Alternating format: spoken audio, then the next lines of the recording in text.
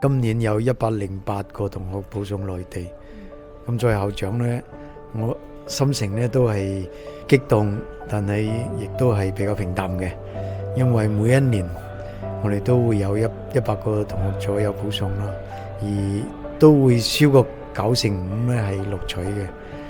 作為學校呢，我哋前期都做咗好多嘅準備工作嘅，除咗常規嘅教學，都加咗一啲面試同埋筆試班嘅訓練嘅。咁亦都安排咗有經驗嘅老師啦，可以輔導學生去面試唔同嘅專業，面試唔同嘅大學，就係希望每個同學都考入心儀嘅大學，同埋就讀心儀嘅專業啦。咁但係人生嘅路係好長嘅，高考或者保送只不過係一個節點，即係希望同學們呢上到大學之後都要繼續保持努力嘅。而真係好感謝我哋嘅同學同埋老師咁多年以嚟即係嘅付出啦。喺呢個準備工作裏邊呢，其實我哋學校都已經做咗好多年嘅培訓啦。咁啊，由幫同學仔喺中文課裏邊做面試啦，到繼續幫學生開面試班啦。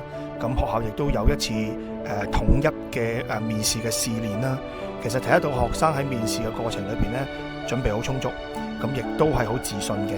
呢個亦都係我哋學校嘅優勢，亦都係同學仔努力嘅成果嚟嘅。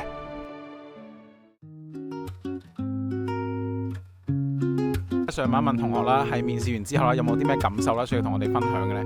我已經盡我嘅全力回答教授嘅問題同埋小組討論㗎啦。無論收唔收都好，我都覺得呢個成個過程係對我成個人生係好有幫助嘅。雖然可能因為我個人比較緊張，可能即係有啲識答嘅題，但係可能因為太緊張，到時臨場發揮可能有啲失誤咯。但係都希望大家值得都可以順順利利啦。期待聽日朝早出嘅結果啦，希望可以如願咯，係啊。